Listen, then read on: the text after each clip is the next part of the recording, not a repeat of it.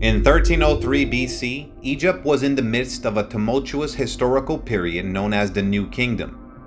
The New Kingdom period was a period of great political and cultural change. It was marked by the rise of powerful pharaohs, the expansion of the empire, as well as the emergence of new religious beliefs and practices. It was during this time that King Ramesses II, the third pharaoh of the 19th dynasty, commonly known as Ramesses the Great, was born. Ramesses II was born into a royal family and from an early age was prepared to assume the role of pharaoh. Ramesses II became one of the greatest pharaohs of all time, reigning for an astounding 67 years. His reign was marked by numerous military conquests, construction projects, and cultural achievements. That earned him a place in the pantheon of Egyptian gods and a reputation as one of the most powerful and successful pharaohs in history. Please take a moment to hit the like, share, and subscribe buttons to the channel. By subscribing, you'll never miss any video and help me bring even more awesome content. Click that like button and subscribe today. Ramesses II was the son of Seti I and Queen Tuya. His father was a powerful and successful ruler who expanded Egypt's territory and cemented its status as a world power. From an early age, Ramesses II displayed great intelligence and a thirst for knowledge. He received a rigorous education to prepare him for the challenges he would face as a ruler. At the age of 14, he was appointed Prince Regent of Egypt by his father. When Ramesses II was 24 years old, his father died and he ascended the throne as Pharaoh of Egypt. Though young and inexperienced, Ramesses II proved to be a wise and capable leader, overcoming the challenges of his time and consolidating his power over the empire. After ascending the throne, Ramesses married Nefertari, his first and most beloved wife. She was considered the royal wife of the pharaoh and held the most power at that time. During their marriage, the royal couple had at least 4 sons and 2 daughters, and possibly many more. King Ramesses II was one of ancient Egypt's greatest military leaders, and his reign was marked by an impressive series of conquests and military achievements. At the beginning of his reign, Ramesses II launched a series of campaigns against the neighboring kingdoms of Nubia and Libya, expand Egypt's borders and secure its status as a dominant regional power. He also led a successful invasion of Syria and the Levant, conquering many cities and kingdoms, and establishing Egyptian control over a large swath of territory. One of King Ramesses II's military achievements was the battle against the Shirdan pirates, which took place at the beginning of his reign. The Shirdan pirates are a group of notorious pirates roaming the Mediterranean coast of Egypt. They looted coastal towns and disrupted trade routes. The Shirdan pirates are said to have come from the Ionian coast, southwestern Anatolia, or even the island of Sardinia. Ramesses II was determined to end this reign of terror, so he assembled a fleet of warships to confront them. He stationed troops in strategic ships along the coast, waited patiently, and suddenly overpowered them in a sea battle, summarizing it all in one decisive action. This battle was significant not only because of its military importance, but also because of its impact on trade and commerce in the Mediterranean. When the Shirdan pirates were defeated, trade routes became safer and more reliable, allowing economic growth and prosperity in the region. King Ramesses II's Syria campaign was one of the most important military campaigns of his reign. The campaign lasted more than a year and included many battles, including the famous Battle of Kadesh. In 1274 BC, Ramesses II led his army to Syria to regain control of territory that had been lost to the Hittites. His aim was to extend Egypt's borders to Syria and repeat his father Seti I's victory into the city just a decade earlier. The Battle of Kadesh was the most important battle of the Syrian campaign, and it took place in the 5th year of Ramesses II's reign. Ramesses established his headquarters in Pi-Ramesses, where he built weapons, chariots, and shield factories, which produced an incredible amount of weapons and chariots in just a few weeks. The battle took place between his forces and the Hittite king Muwatalli II, and it was a fierce battle that lasted for several hours. Ramesses advanced towards the enemy, but he was caught off guard by a Hittite ambush and outnumbered in the Battle of Kadesh. Despite being at a disadvantage, Ramesses counterattacked and drove the Hittites away. The survivors of the battle abandoned their chariots and swam across the Orontes River to the safe wall. Ramesses, unable to sustain a long siege, returned to Egypt. Egypt's loss of Syria to the Hittites encouraged the Canaanite princes to rebel against Egypt with Hittite support. Ramesses II, in his 7th year of reign, returned to Syria, determined to restore Egypt to power. This time, he proved more successful against his Hittite enemies. Ramesses divided his army into 2 forces, with one led by his son Amenher-Kepesheth.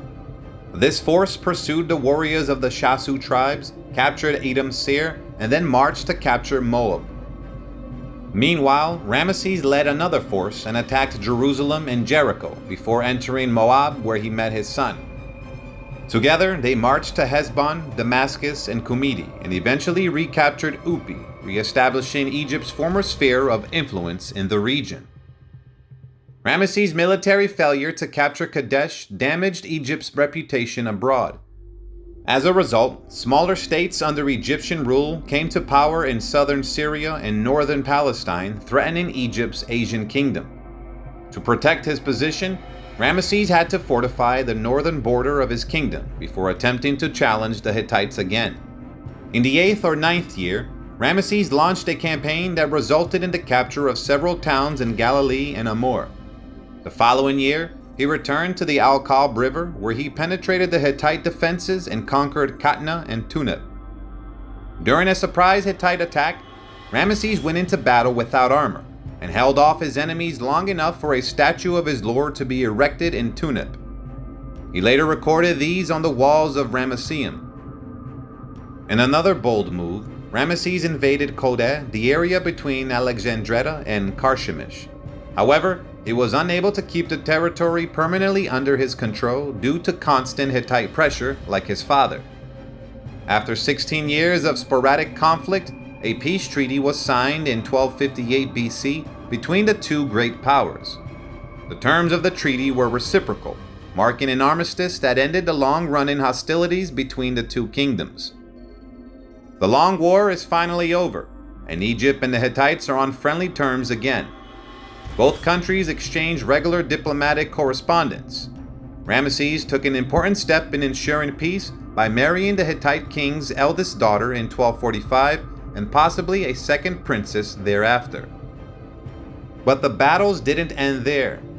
There were also punitive expeditions against Edom, Moab, and the Negev.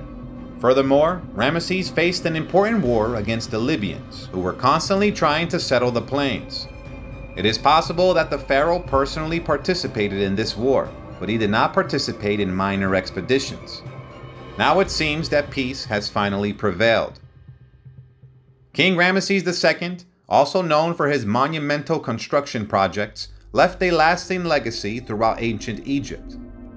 Perhaps his most famous construction project was the temple complex at Abu Simbel, which he built in honor of himself and Queen Nefertari. In addition to the queen, it was customary for the king to own a large harem, and he was proud of his extended family of more than 100 children.